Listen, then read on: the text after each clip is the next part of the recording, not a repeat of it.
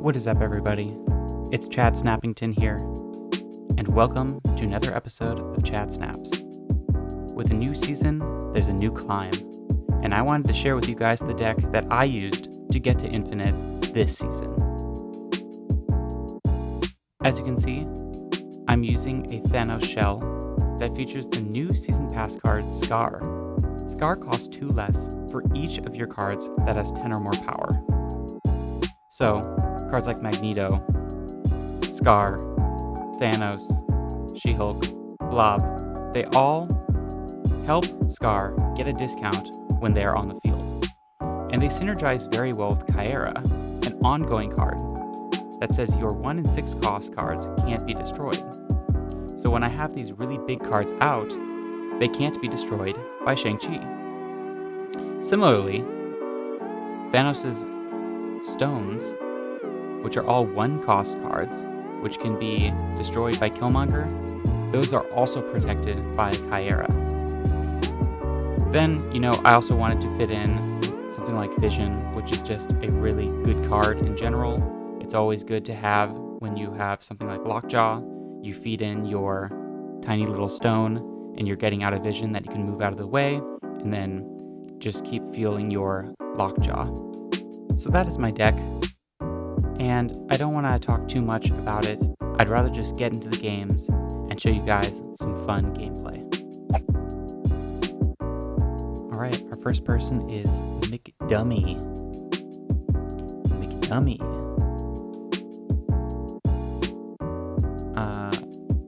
I'm probably going to want to get rid of both of these stones, and I want one for Lockjaw, but I'm going to guess I'm going to get rid of the Power Stone, so let's just put down a Soul Stone mid, and I don't really want to deal with Throne Room right now. I don't really like throwing into empty spaces, but, this is where we are.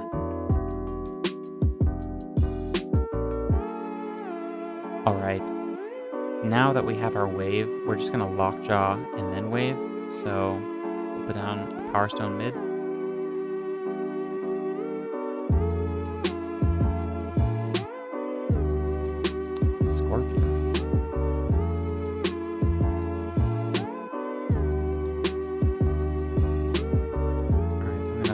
Our Lockjaw in the Abbey, and we'll most likely get a card that we can draw from there.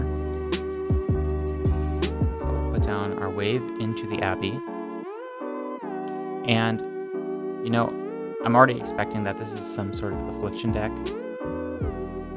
which means I can possibly get away with putting some big stuff down. Seeing that they have a Caiera, maybe they do run Shang. Okay, I have a Caiera of my own.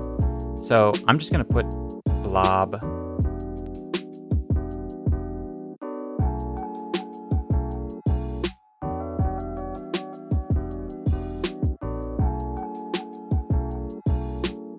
I'm going to put my Blob down in Throne Room, and it's gonna, I'm gonna beat the Hulk, which is great, and it's not gonna be fed into the Lockjaw because there's nothing else to feed. So now I have a really strong play on my final turn, and if I was a betting man, I would snap, but I already know they're going to retreat, so I'm just going to play it out. But I don't expect them to win, even if they put an A-bomb down mid.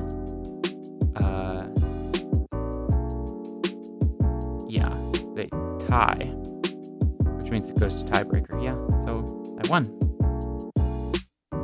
There we go.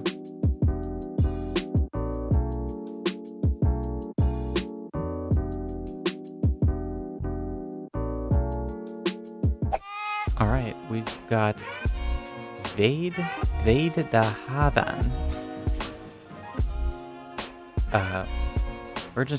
We're gonna just put down our Power Stone now. We obviously want to save our time stone, even though we have wave for our other forms of ramp. And even if we had put down time stone, wave wouldn't do much on turn 2. So now we are going to put down our time stone.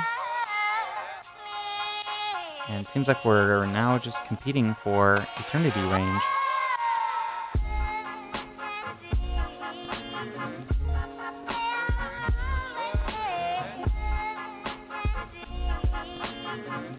We are gonna just...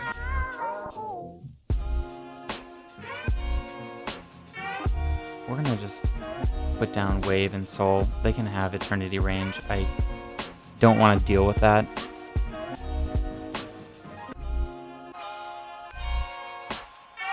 We actually could have beat them, but they could just move their Jeff, so it's fine. We are going to want a Magneto now.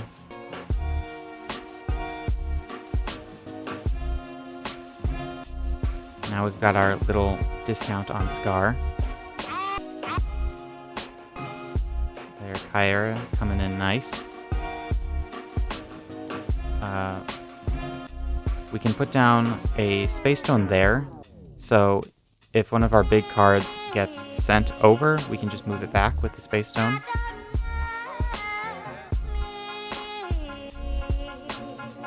Alright, what's good is their Devil Dino is not protected by Shang.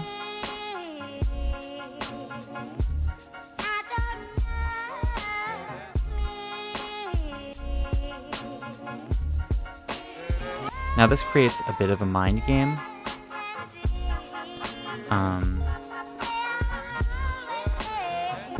For example, I could move my Space Stone mid, put down a Vision, then put down a Mind Stone, and they're gonna need to know that I'm gonna not move anything big to the middle. And because I have priority, I'm the one who moves first. So they might be expecting that, which is why they might put a Shang mid. But, I mean, to be honest, I'm overthinking. There's a lot of possibilities here. Unfortunately, there's no way I can leave. So we're just going to have them assume that we're going to put something big middle. Or maybe just something middle, and they might want to contest it. I'm not sure. I guess we'll see. And I think that's it. I think we won. Yeah.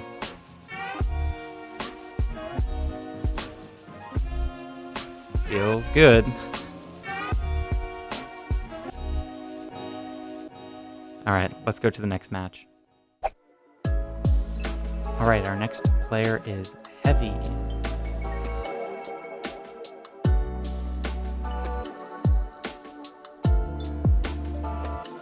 Alright, this is not a bad starting hand.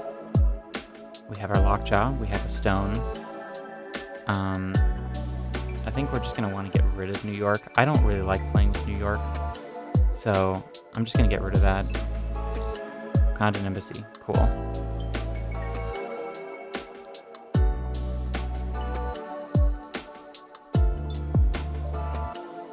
Okay, we're going to want to try to fill up White Hot Room.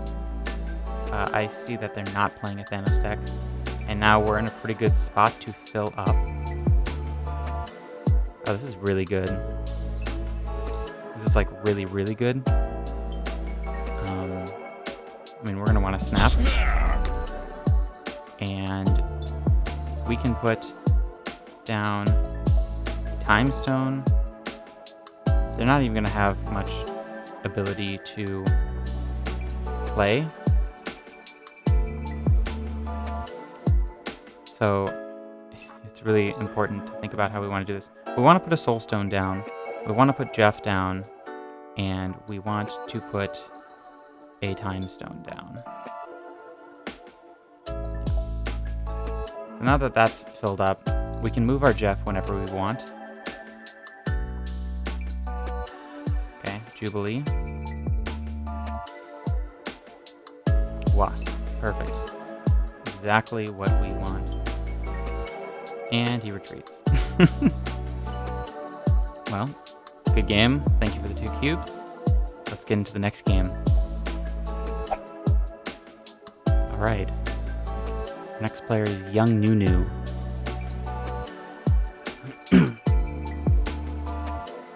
Alright, this is a pretty good starting hand. Let's see, where are they running? They're not running Thanos. We're gonna put Mind Stone into the left because we want those Djinns to help us ramp.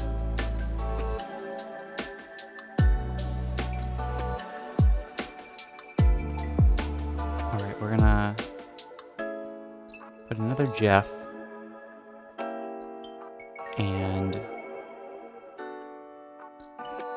we want to draw, obviously. So I think we're just gonna do this. Do this. Yeah. Because we don't want to stuff our hand with Djinns. We want to make sure we're getting our draws. Right, armor. This tells me they're running Key.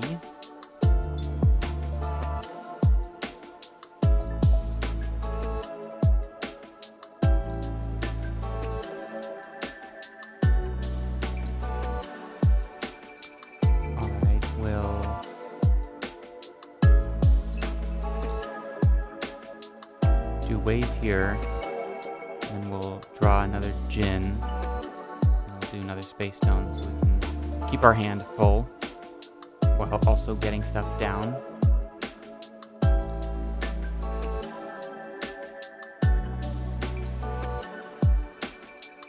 I'm gonna guess something like a Cyclops is coming, unless this isn't high evolutionary. Something tells me it's not high evolutionary now.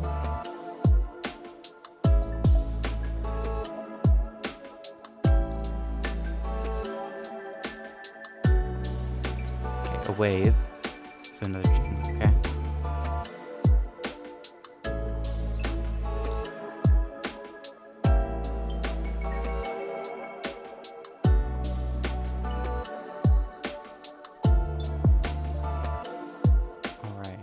Get down a Magneto here in case they play into the left. I could possibly fill it, which would be very good. We will also play we'll actually keep our locations open. Yeah, because we're gonna get a Skaar discount now. Okay. I see a Hela play coming.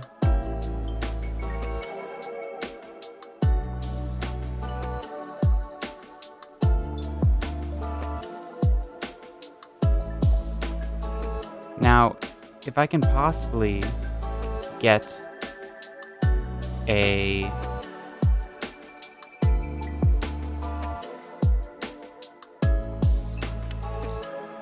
a blob, that would be really good. But I only have one draw left. So this is not looking great. We're just going to run our Skaar here to try and get any extra power. We obviously see a Hela. So if he gets his Hela draw, then Blob is our winning play.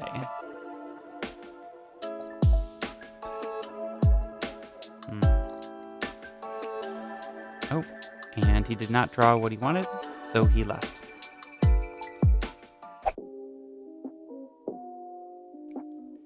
Alright, I-Ham. It's a cool little infinite avatar he's got. With the Ebony Maw. Alright, we'll start off by putting Power Stone on the left. Alright, Black Knight turn 1 is never a good sign.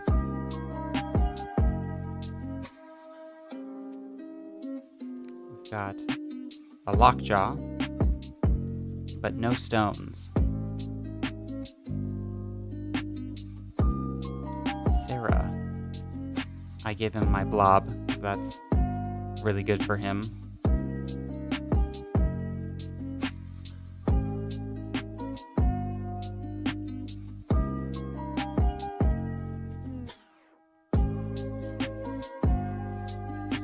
Alright, unfortunately I gotta feed my Caiera into Lockjaw. Kind of forced to do it now. Not ideal. I'm probably gonna get a stone out of it. A Shang-Chi, even better. Oh, this guy is trying to be really funny with Omega Red. The issue is I can't really do much about it. But I can put a Sarah down middle.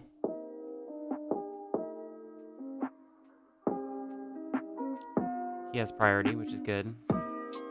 Then I can put it down a Mind Stone, then put a blob.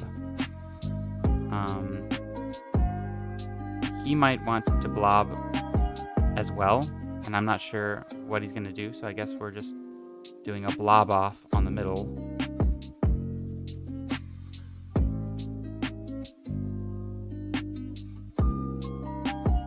Yep.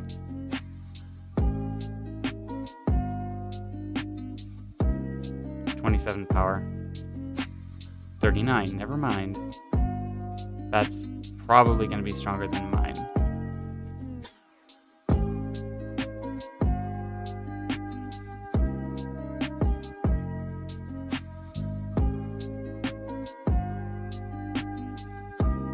Oh, well, I was wrong. I was very wrong. My blob out-blobbed him. And because of that, we got rid of those Omega Red buffs, and we won the game. And I think this guy was trying to be really funny, like, oh yeah, you know, Omega Red, better than Miss Marvel. But if he had Miss Marvel, Justlane would have had 8 power, and the lane on the left doesn't even matter, it already won. That just goes to show you how strong Miss Marvel is compared to Omega Red. And it's not to say that Omega Red, like, oh, it's Omega Red that just needs a buff. No, I really think Miss Marvel is just way too overtuned. And even with the nerf that will be coming to her, could even already happen by the time this video comes up, I think that it just needs more of a nerf, maybe in power, because 415 is just absurd for how easy it is to get it, and putting 2 cards in 2 locations is still really, really easy to do.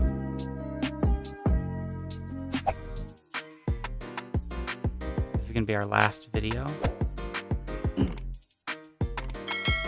I see a Sarah, so something tells me this is a Black Knight deck.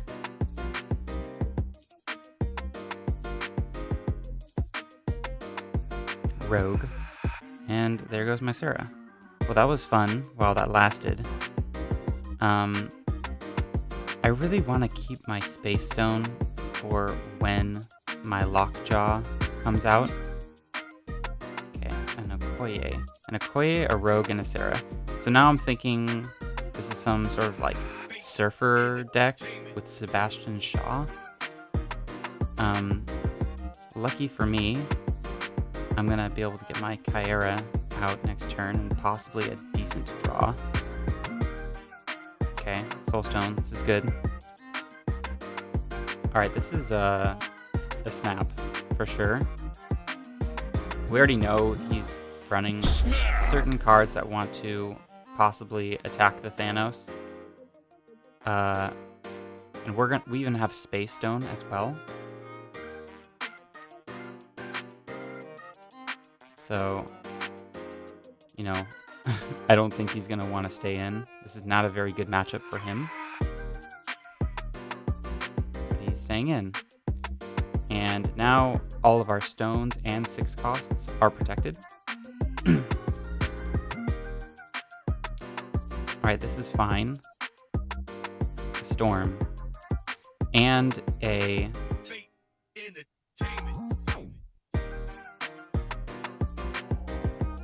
So, I'm going to do something fun. I'm going to do a stone, a vision,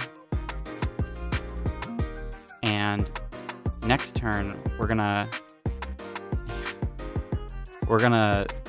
Magneto all of his stuff over Mind Stone, and then move our vision over. Yeah.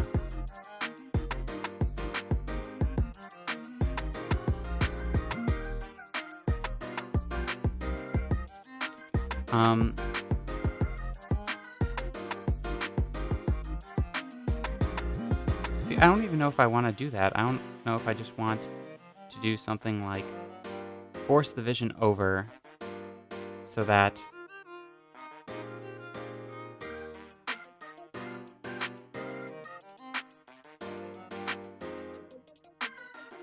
I'm going to do this. Alright. Now those are out of the way. Sebastian Shaw. Juggernaut can't do much. Yeah, we won.